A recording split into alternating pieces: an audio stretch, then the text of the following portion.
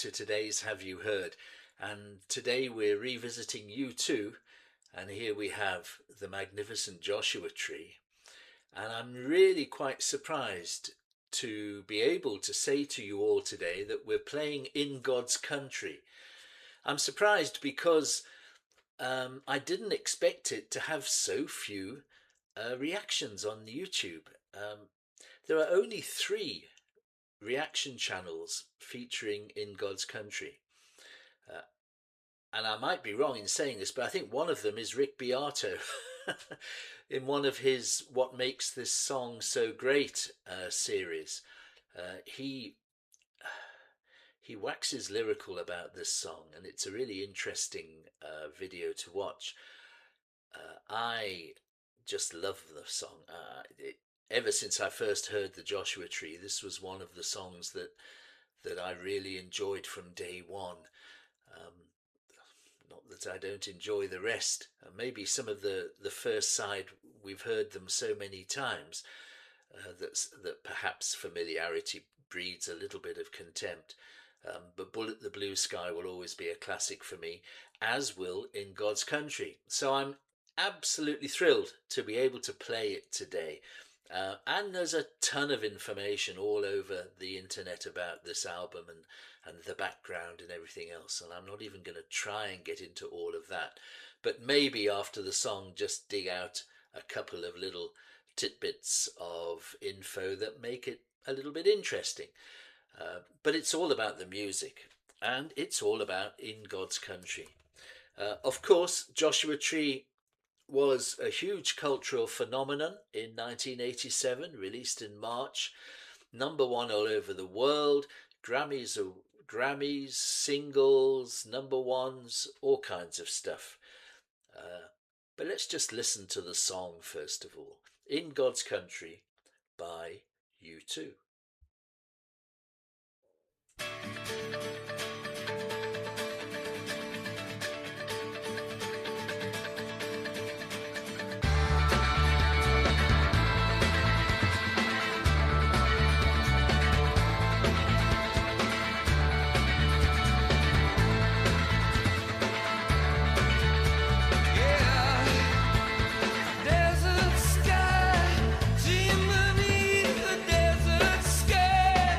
Rivers run, but soon run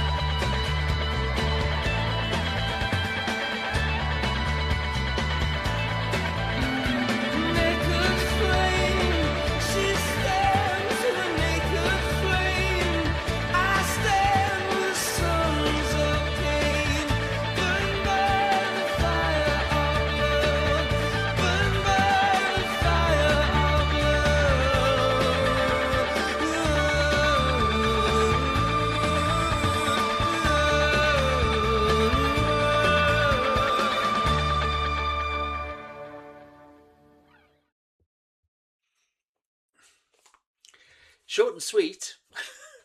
it, it's over pretty quickly, and apparently the band don't particularly rate it highly, uh, which is astonishing. I picked out just a few quotes from the reams and reams of literature about this song, let alone the album. I mean, Wikipedia goes on for days and days. And I'll get to a little bit of that just now. But about this particular song, um, it was recorded in the basement of the Edges' house, which surprised me as well because I knew that lots of stuff was done at a castle somewhere in Ireland that eventually Adam Clayton bought, um, and this castle apparently was very great. It was great for the ambience of the whole sound. But this was done in a muggy basement of the Edge's house, and Bono's not impressed with the Edge here. He's quoted as saying, "The lyrics good." Well, he did that. Uh, the tune's pretty good. Yeah, and he did that. I mean, basically, it's him singing a melody, isn't it, over basic guitar, bass, and drums.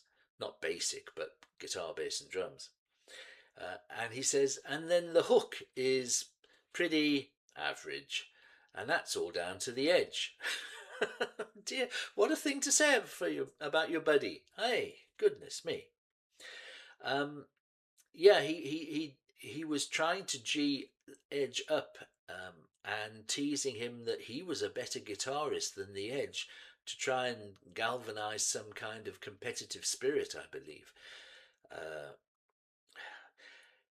the guitar sounds pretty good to me, and I believe I read somewhere that Daniel Lanois did some fancy jiggery pokery with some of the channels on the recording console to create a kind of shimmer in the Edge's guitar that just gives an edge of tension, if you like, within the music. Uh, they also were very keen to do an up-tempo song because they realized that too many of the songs on the album were mid to slow tempo, and they needed something a little bit more upbeat just to create yeah, a little bit of difference in the album, and it provides. I think it's gorgeous. Bono's vocal is absolutely outstanding, and it's easily forgotten, I think, just what uh, an incredible vocalist he was, particularly in those mid to late 80s. Uh, Fearless, I think, is a good adjective. He was a fearless vocalist. He went for everything. Yeah. So, what do you think of Joshua Tree? I mean, it did everything. It number one all over the world. Um, this particular copy I have here has a bonus disc of um, the band playing the Joshua Tree tour. And I must be quite honest, I haven't listened to it. I bought it just to have the album on CD. And looking through it again just now, I realised that I should spend 40 or 50 minutes one nice quiet Sunday evening and listen to the live the live renditions, if you like. Of course, there are a few other of the big hits on the CD as well from other albums. Um, so it should be really interesting. And who knows, we can maybe play some of live U2 on Have You Heard? That would mix things up a little bit, I think. Yeah, it's a cinematic album. The desert is a metaphor for spiritual drought, according to the band. They were fascinated by the States and they were fascinated by real America versus mythical America. And they believed that America was, the desert was a a strong metaphor for how the US was at that particular time. And Adam Clayton made a really interesting point. He said most people look at the desert and just see dry, barren wilderness and write it off as a negative. But if you think about it, some place dry and barren where nothing is there is a magnificent blank canvas on which to create art. It's a really interesting point of view, and I can see that.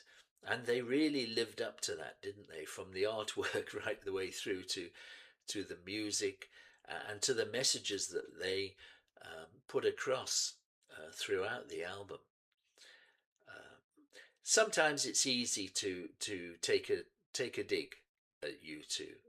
They are very earnest, particularly in this era. They were very keen to be doing something and to maybe be doing the right thing.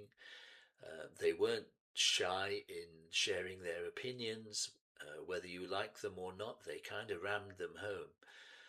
But I always just go back to the music and say, do I enjoy this music? And the answer is a resounding yes. The music is superb. The band are different, they have their own voice, and thank heavens that they were here at that particular time. I mean, can you imagine? We're getting to 40 years next year. It'll be the 40th anniversary of the Joshua Tree. Um, I know I say it a million times, but I just can't imagine how quickly time has flown and how all these classic albums that have been part of our collection just age so quickly as we all do. Please give me your thoughts and comments in the comments section. I really do appreciate reading them. And like and subscribe the video. Um, we are our subscribers every day is increasing still. This is great. I'm so thankful to everybody. And as I've been saying over the last few videos, we'll be in a position to do something more interesting with the channel in the next few days. I'm looking forward to sealing that deal, nailing it down, and sharing everything with you. But in the meantime, thanks so much for having watched the video. And I look forward to seeing you on the next one, which will be out tomorrow, of course, because we do one every day. But until then, cheers, everybody.